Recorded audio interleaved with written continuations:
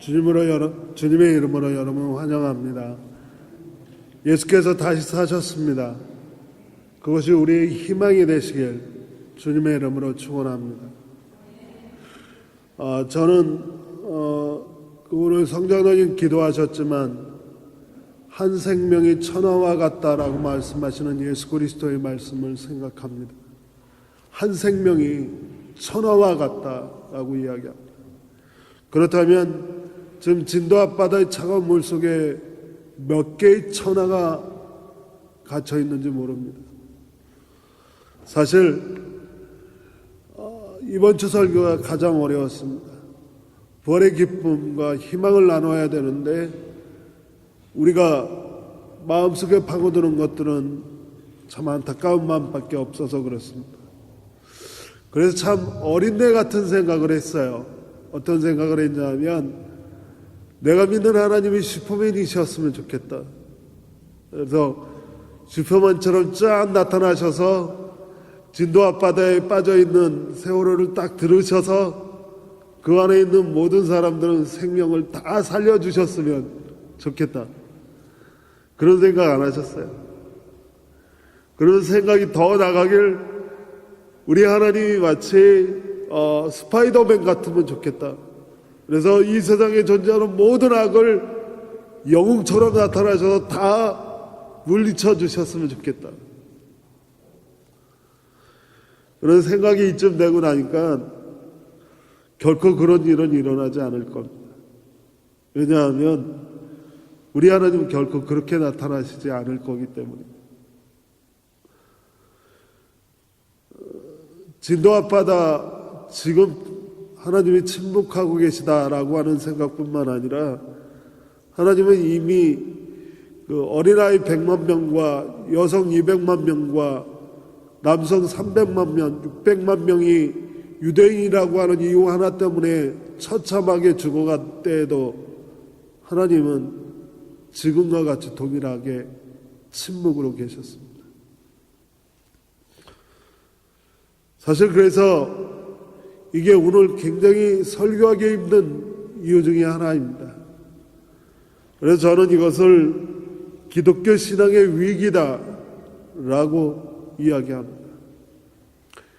이 엄청난 억울함과 이 엄청난 속상함, 정말 하나님이 계시다면 슈퍼맨처럼 나타나시고 스파이더맨처럼 나타나셔서 멋지게 한번 이겨주시면 온 세상 사람들이 다 하나님을 믿을 텐데 하나님은 여전히 침묵하고 계십니다. 그래서 기독교는 위기입니다. 기독교 신앙이 위기라고 할 때 우리가 얼른 할 수 있는 일은 뭔가 위기가 닥쳐오면 가장 먼저 할 수 있는 일이 뭔지 아세요? 그것은 가장 순수했던 대로 돌아가 보는 겁니다. 그런 의미에서 오늘 본문은 우리에게 큰 의미가 있습니다. 오늘 본문은 요바에 있던 베드로에게 이방인 군인의 백부장이었던 고넬료가 초청을 합니다. 다시 말해서 베드로가 고넬료의 집에 가서 첫 번째 했던 설교입니다. 이것을 교회사적으로 이야기하면 이방인 세계에 예수 그리스도의 복음이 처음 전해지는 거예요. 물론 여러분이 알고 계시는 대로 이방인 세계에 복음을 들고 나갔던 사람은 사도 바울입니다. 그러나 아직 사도 바울은 준비되어 있지 못했고 가장 먼저 이방인의 세계, 정확히 유대를 벗어나 우리의 온 세상 안에 첫 번째 복음으로 설교되었던 설교의 내용이 오늘 본문 말씀입니다. 그래도 오늘 본문의 이 베드로의 설교는 조금도 오염되어 있지 않을 것이다. 조금도 왜곡되어 있지 않을 것이다. 라고 하는 생각을 합니다. 그러기에 가장 순수한 복음이었고 복음이 전해진다라고 하면 가장 순수하게 전해져야 된다면 이렇게 전해져야 된다라고 하는 모범 설교처럼 오늘 베드로 설교는 가장 순수한 설교입니다. 그런데 이 베드로의 설교의 핵심이 39절과 40절에 있는데 그 내용은 이겁니다. 사람들이 그를 나무에 매달아 죽였다. 하나님께서 그를 사흘 만에 살리시고 나타나 보이게 하셨다라고 하는 겁니다. 이 순수한 베드로의 이방 세계를 향한 첫 번째 설교의 말씀의 핵심이 그가 매달려 죽으셨다라고 하는 것과 그가 사흘 만에 다시 살아나셔서 모든 사람들 앞에 보이셨다라고 하는 것이 그 복음의 내용이었습니다. 여기는 두 개의 동사 모음이 있는데 첫 번째 모음은 매달렸다와 죽었다라고 하는, 매달려 죽었다라고 하는 것과 두 번째는 다시 살아나셔 보이셨다라고 하는 겁니다. 첫 번째로 매달려 죽으셨다라고 하는 것은 우리가 알고 있는 대로 예수께서 십자가에 못 박혀 죽으셨다라고 하는 겁니다. 기독교 신앙의 중심은 누가 뭐라 그래도 예수 그리스도입니다. 세상의 죄를 짊어지고 가는 하나님의 어린 양을 보라라고 하는 세례 요한의 증언과 더불어 가이사랴 빌립보에서 베드로에게서 나온 그런 그리스도여 살아계신 하나님의 아들입니다라고 하는 이 고백과 더불어 그런 분명히 우리가 오늘 고백하고 신앙하고 있는 신앙의 핵심은 예수 그리스도입니다. 이 예수 그리스도의 생애에 두 가지 핵심적인 사건이 있다면 누가 뭐라 그래도 십자가의 사건과 부활의 사건이죠. 십자가의 사건은 예수께서 십자가를 지시고 골고다 갈보리 위에 올라가셔서 우리의 죄 때문에 죽으신 것입니다. 여기서 분명한 것이 두 가지 있습니다. 한 가지는 예수가 십자가에 못 박혀 죽으신 이 사건은 공개적인 사건이었다라고 하는 겁니다. 골고다 갈보리라고 하는 의미는 여러 가지 의미가 있겠지만 가장 커다란 의미는 예루살렘 모든 거리에서 누구든지 바라볼 수 있는 언덕 위에 있다라고 하는 겁니다. 십자가의 사건은 모든 사람에게 공개된 사건입니다. 모두가 아는 사건입니다. 그가 십자가에 죽으셨다라고 하는 사실은 모두가 아는 사실이다라고 하는 겁니다. 적어도 우리의 죄를 위해서라고 하는 이 말엔 의문점은 갖겠지만 절대 의문점을 가질 수 없는 것은 공개적으로 그가 십자가에 죽으셨다라고 하는 겁니다. 우리의 믿음은 죽는 것에부터 시작합니다. 여러분의 자아가 죽고 여러분의 썩어있는 마음이 죽고 우리의 탐욕이 죽고 우리의 이기심이 죽고 우리의 교만함이 죽고 우리의 연약함이 죽음, 그 죽음으로부터 우리의 신앙은 시작합니다. 두 번째 나타나는 동사구는 다시 살아나 모두에게 보이셨다, 다시 살아나 나타나 보이셨다라고 하는 겁니다. 이 부활과 현현, 이것이 십자가의 사건과 다른 한 가지가 있습니다.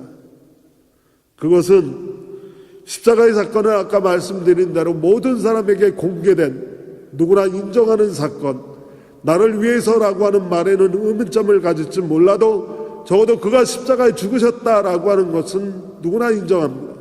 누구에게나 공개된 사건입니다. 하지만 예수의 부활과 예수의 다시 나타남은 모두에게 공개된 사건이 아니다라고 하는 것이 다릅니다. 예수님의 부활과 다시 나타남은 비공개적인 사건이었습니다. 그것은 오늘 본문의 말씀에 있는 데는 미리 정한 사람들에게 보이셨습니다. 성경 기록을 찾아보면 14번 나타나셔서 약 600명의 사람들에게 보이셨다라고 하는데 그 내용 고린도전서 15장에서 사도 바울이 이렇게 얘기합니다. 부활하셔서 다시 나타나신 예수께서 게바에게 보이셨고 제자들에게 나타나셨고 그리고 제자들 500명이 모인 자리에 나타나셔서 그들 가운데 계시다가 다음엔 야고보에게 나타났고 그 다음에 모든 사도들에게 나타났고 그 다음에 제일 나중에 더 덜 떨어진 나에게도 나타났다라고 이야기합니다. 이것처럼 십자가의 사건은 모두에게 공개됐지만 부활과 그리고 다시 나타나시는 이 사건은 모두에게 공개되지 않았다라고 하는 것은 두 가지 반응이 가능하다라고 하는 겁니다. 그 사건을 이 600명, 14번 통해서 600명에게 나타나셨을 때 그 나타나심을 본 이 600명은 적어도 부활은 있다라고 이야기할 수 있습니다. 봤으니까. 그러나 부활과 예수 그리스도의 현현을 보지 못한 사람들은 뭐라고 얘기하겠습니까? 우리 참. 그래서 우리에겐 두 가지 반응이 가능합니다. 하나는 부활이 있다라고 하는 반응이 가능하고 부활이 없다라고 하는 반응이 가능합니다. 여러분, 부활이 있다라고 하는 것은 두렵고 염려되고 근심되긴 하지만 무엇이 있다는 얘기입니까? 희망이 있다는 얘기예요. 그러나 부활이 없다라고 하는 건 뭡니까? 부활이 없다라고 하는 말은 두려움과 근심된 죽음에 대한 두려움이 계속되다 그저 껌껌하고 희망이 없다라고 하는 겁니다. 부활이 있다라고 하는 것은 두렵고 의심되긴 하지만 여전히 희망이 남아있다라고 하는 것이고, 부활이 없다라고 하는 것은 죽음의 두려움 앞에서 모든 희망이 사라져버렸다라고 하는 것. 더 나쁜 반응이 있는데 그건 무관심입니다. 부활이 있든지 말든지 별로 상관이 없다. 죽어봐야 할 일이지, 죽고 나서 부활이 있으면 좋고 부활이 없으면 그냥 말지 뭐. 이것은 1960년대 신학자들 하비 쿡스가 이런 반응에 대해서 무관심, 어도우스, 하나님이 없다라고 하는 겁니다. 여러분, 부활이 있건 없건 그것보다 더 심한 것이 하나님이 없는 세상, 여러분 상상해 보셨어요? 아마 그건 더 처참하고 더 비참할 겁니다. 그래서 제가 오늘 여러분에게 드리고자 하는 말씀은 우리 앞에 두 가지 문이 있습니다. 하나의 문은 부활이 있다라고 하는 문이고요. 이게 비공개적인 사건이기 때문에 모든 사람이 경험하지 못한 사건이기 때문에 두 개의 문이 가능합니다. 부활이 있다, 이 얘기는 희망이 있다라고 하는 문이 있고요. 부활이 없다, 이 말은 희망이 없다라고 하는 문입니다. 마치 저는 독일 와서 깨달았습니다. 왜 토끼가 이 부활절의 상징인지 여러분 혹시 아세요? 주소 들었어요. 옆에 가다가. 그 토끼가 알을 낳는데요. 믿으세요? 마치 예수가 부활했다고 하는 말하고 똑같은 말이에요. 토끼가 어떻게 알을 낳아요? 토끼가 알을 낳았어요. 그래서 부활절에 토끼가 상징입니다. 이 얘기 뒤는 깊이 진지하게, 더 그것을 진지하게 생각하고 이야기를 들어보면 죽어가던 새를 어떤 여신이 그 새를 토끼로 변화시켜서 살려주었대요. 그러니까 그 토끼는 토끼가 아니라 새인 거예요. 새니까 당연히 알을 낳죠.